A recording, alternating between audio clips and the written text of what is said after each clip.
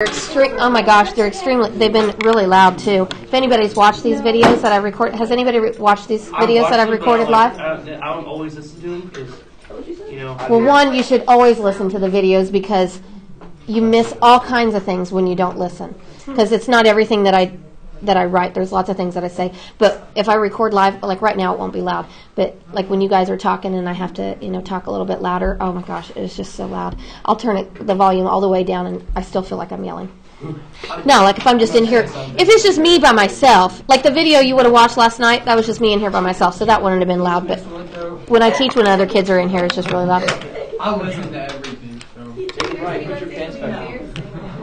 Okay. So, I know not everybody watched the video last night. Those of you who did, you'll know what I'm talking about. And the rest of you, you'll just have to catch on. Okay, so first thing I'm going to look for, I'm going to try to figure out what these are, if they're linear, if they are quadratic, or if they're exponential. So that's what last night's video was about, whether things were linear, quadratic, or whether they were exponential.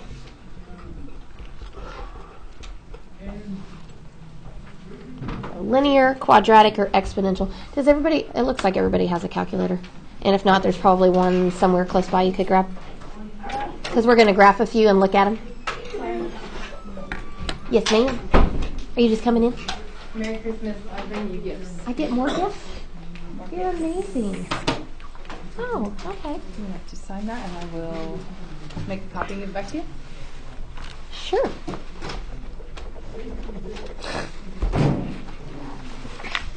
Make it work. How's everything going?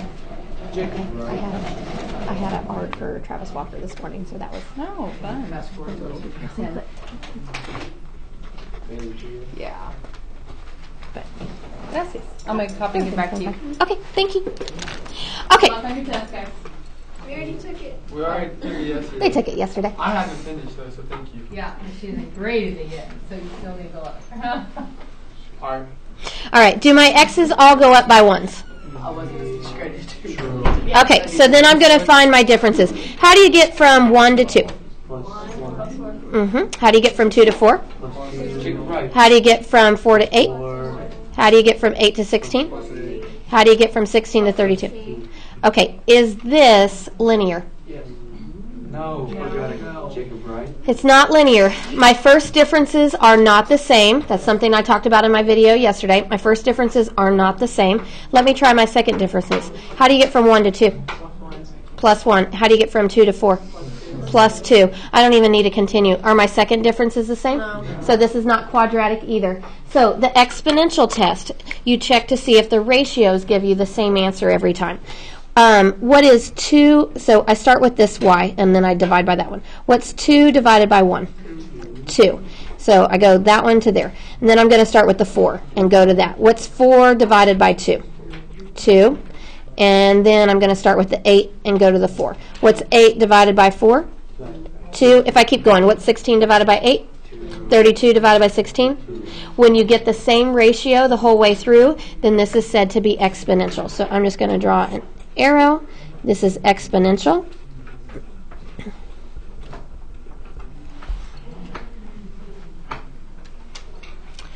And I'm going to actually go ahead and write the equation for this. I showed how to do that in the video, but go ahead and do it for this one too. So A is the initial amount. As long as I have the 0 in the x in the table, then this will be my initial amount. This is what I start with. So I am starting with 1. And so that's my A. B is the growth factor. That is the ratio that I got every time when I divided. And what did I get every time when I divided? I got 2. That's my B, which is called the growth factor. And then I recopy the x as the exponent, the equals, and the y. And that would be the equation to that table right there. Let's actually see if it is. So let's practice putting that in our calculator. So in our calculator, go to the y equals button. And let's type that in. So I'm going to type a 1, parenthesis 2, and then I need to get my x in the exponent. Do you know how to do that? This little guy right here, he's called a caret. It looks like a roof of a house. It's above the divide bar. I need to hit this button right here. And this will allow me any exponent that I want to put up there. And I want to put an x up there, so I'm going to hit my x button. And then you should have something that looks like that. Do you? This is called an exponential graph because the x is the exponent. So if your variable is the exponent, then it is something that's exponential. Okay, let's graph it and take a look at it. So this is what the exponential graph looks like, and this is specifically exponential growth. And how do I get to the table? Second graph. Let's look at the table and see if it matches this table. Do they match? Okay, so we did a good job. We figured out that it was exponential, and we actually figured out how to write the equation for it too. So this 2 being called the growth factor, that's what we got when we checked the ratios every time. You can kind of understand why it is the growth factor. Do you see how if you multiply 1 by 2, you get 2? If you multiply 2 by 2, you get 4. If you multiply 4 by 2, you get 8. So it is growing by a multiple of 2 every time. So that's one reason why it's called the growth factor. Okay, let's look at the next one. Do my x's go up by increments of 1? Yes. Okay, so let me check my first differences. How do I get from... Oh, they're exactly the same. Hang on, I think this is supposed to be something different. The lady who made these sent out repairs. I think we need to do exponential functions. Oh, no, she didn't change this one. Okay, so that's fine. We'll skip it. So right here, I'm just going to write that exponential functions involve repetitive ratios. And I'm not going to fill in the rest of that because I don't like how it's worded. And it's just weird to me. So exponential functions involve repetitive ratios. And if you watched the video last night, then you kind of have a heads up because you saw several examples. Okay, this right here, we're just going to sketch a few graphs, and we're going to talk about the difference between what we see. So go to your y equals, and this is actually this same equation. Do you guys agree that this is the same as this? Okay, so let's draw a rough little sketch of it. So I'm going to draw my x and y axis, and I'm going to draw a rough sketch. It never touches the x-axis. It looks like it does, but it will never get to the x-axis. It gets really, really close to touching it, but never gets there, and it just gets higher and higher and higher from here on up. Okay. And right here, this is an example of exponential growth. It says when the exponent is positive, and that's what we have, I'm going to call this A. So down here, I'm going to call this one A. When the exponent is positive, then it is exponential growth. That is what A is showing us, exponential growth. And maybe tomorrow I'll give you an example of something that could be exponential growth that's kind of exciting. Okay, let's call this next one B, and let's take a look at it. So let's go to our y equals, and we need to change this to 3 raised to the negative x. So 3 raised to the negative x. Are you saying what button are you pressing to get the exponent up there? This button above the divide bar, it's called a caret. It looks like a roof. Okay. So I typed in the 3, and then I hit the caret button, and then I typed negative x. So an example of exponential growth would be like the older you get, the more knowledge you have. I don't even know that necessarily grows exponentially. I mean, that is... Or like... Well, no, exponential growth is just like, it just grows so fast and so fast and so fast and so fast. And I wouldn't say that necessarily like happens with your... a guy goes to a grocery store. Like your money can do this a lot of times. If you invest a lot of money and there's like a really good interest rate on your money, the more money you have, the more money you can make off of that money, and the more money you make off of that money, and the more money you make off of that money. Money is a real good example of something that could be exponential growth. So, okay, let's look at it. This one looks different than the last one. So let me draw a rough sketch of it. So I'm going to go ahead and draw in my x and my y axis. And likewise, this will never touch the x-axis. It gets really, really close to touching it, but it just never does. And this is called exponential decay. This is like if things start breaking down. And tomorrow we're actually doing a lesson specifically on exponential growth and exponential decay, and you'll see some examples in there. So, no. So when the exponent is negative, that's what we see here. When the exponent is negative, then it's exponential decay.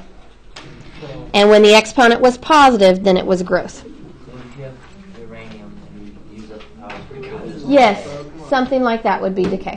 it'll only get weaker. Right.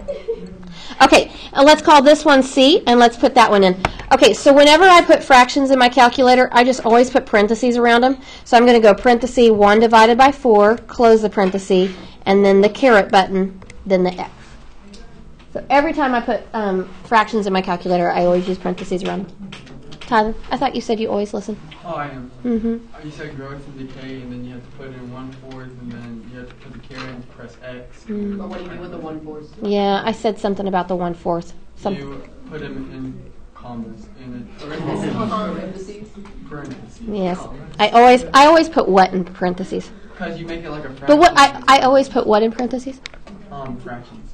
Okay. I always put fractions in parentheses. All right, let's look at it. Does it look like the last one? No. I mean, kind of though. It's similar. So this is another example of exponential decay. And once again, it will come close to touching that x-axis, but it won't get there. Does it stop there?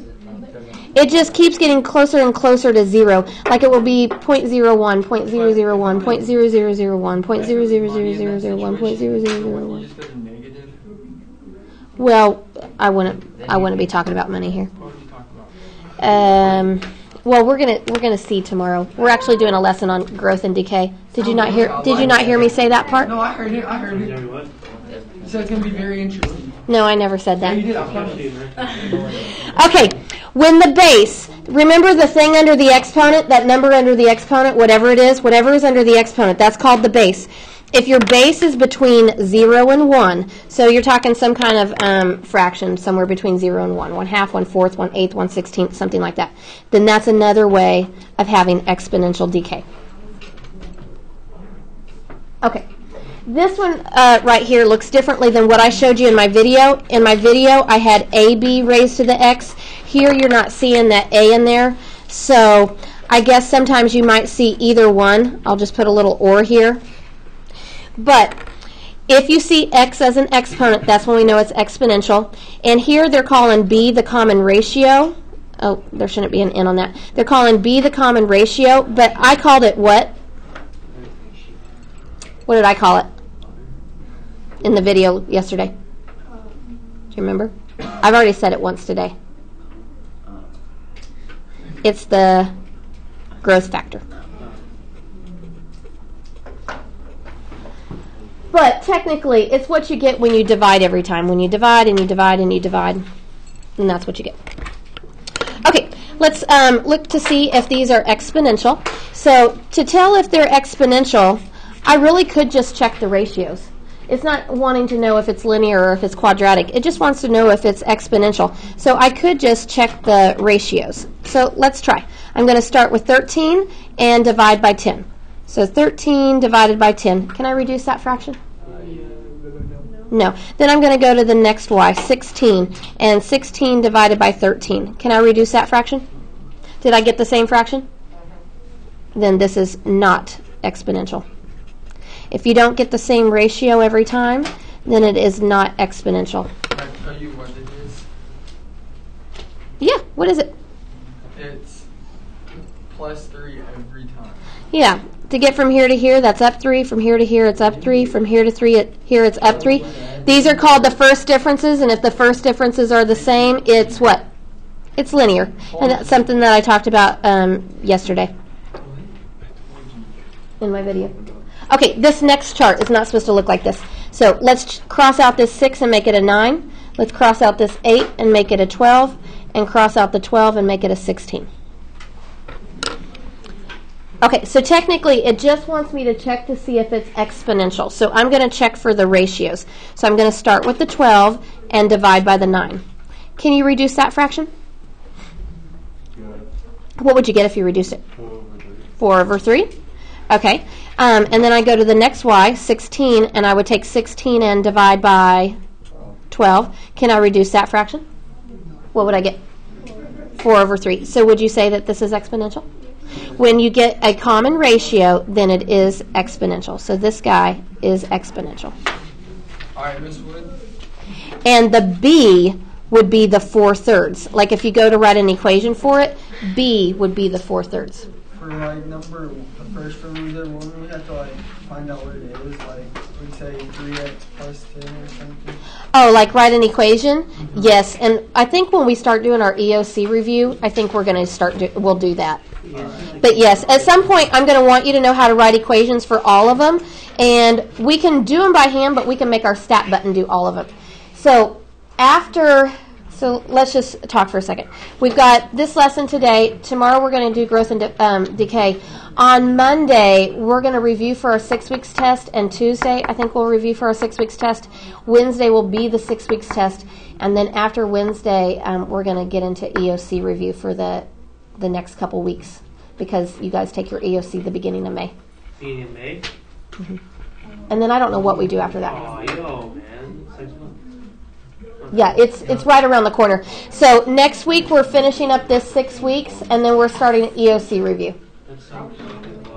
So you won't necessarily be learning anything new. We're just going to be like reviewing things that we've already done. I'm not sure what the game plan is. So we just Jones around? And well, I can tell you it's not going to be that. Well, so like Jones around with math? I know that there will be a game plan. I just don't know what it is. Okay, this is supposed to be y equals 3 raised to the x. Okay, so I want to complete the table, and then I want to graph it. So let's go to our y equals, and let's type that in. So 3 raised to the x. And then I just want to go to the table, so what would I do? Second graph, and then let's fill in what we see. So where the x is 0, what's the y? 1, and when the x is 1, what's the y? And when the x is 2, and then. Okay, obviously I can't plot all of these points, but I can plot a few of them. So I'm going to start by plotting the 0, 1, so I would just go up 1. Then I'm going to plot the 1, 3, so I'm going to go right 1 and up 3. Then I'm going to plot the 2, 9, so I'm going to go right 2 and up 9. Really, that's all I can squeeze in. But look at the negatives in your calculator for a second. Do you see what happens the more and more the x gets negative? Do you know what this means right here? Do you know what that means? That means times to the right. Not to the right. Mm-hmm. Since the exponent's negative, I would move my decimal 4 places to the left. So 1, 2, 3, 4. So it would be 0.0004. What does the E mean? It's just representing scientific notation. It's like the times 10 to the negative 4. So it's like E equals.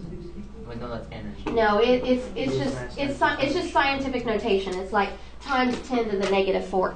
So like as I keep going, you can see that, like now, that up there would want me to move my decimal 15 places to the left, so it would be 0.000000 14 times. So you can see that the y value is never 0. Gets really close to being 0, but it never gets there. So when I draw my graph, I try to not let it touch the x-axis, because it's not ever supposed to get to where the y value is a 0. And you can see that in your calculator. It gets closer and closer to your y being a 0, but it's never going to get there. Okay, let's see if we can do domain and range. Domain are your what again? Your x's. And which way do I look?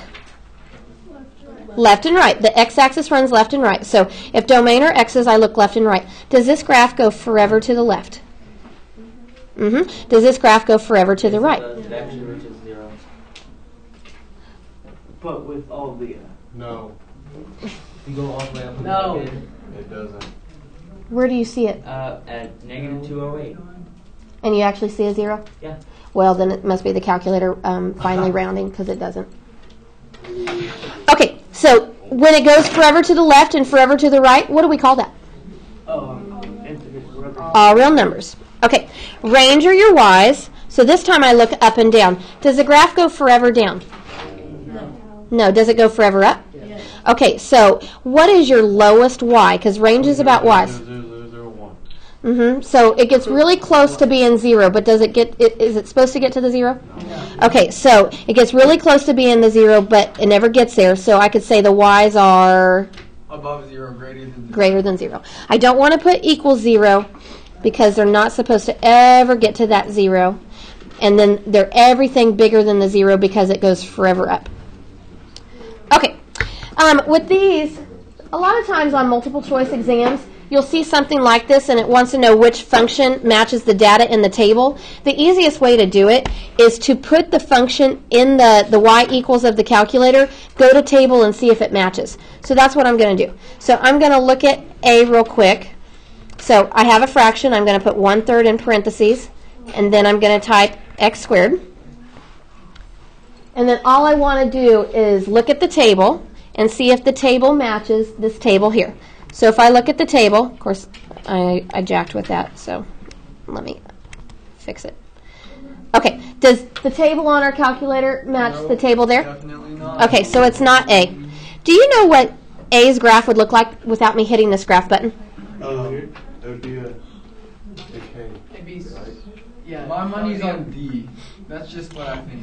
I'm not. Well, hang on. I just want to know, before I hit this graph button, do you know what this graph would look like? Decay, 0. It's definitely decaying because it's negative. It's definitely a growth because it's on the negative side. It's It's definitely growth. It's not exponential because the x isn't an exponent. Yeah. X is not an exponent. It's quadratic. This is an x squared. So this is a parabola. It opens upward, and it's kind of fat because remember, the smaller the number in front, the wider the graph. So this guy right here is a quadratic graph. I'm just trying to review a few things because we're getting into EOC review anyway. So this is a quadratic graph because it's x squared. The only time it's ever exponential is if the x is an exponent. So looking at B, is x an exponent?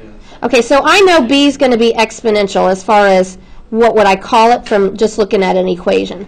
I know B is exponential. Now let's type in B to our calculator and see if it matches the table.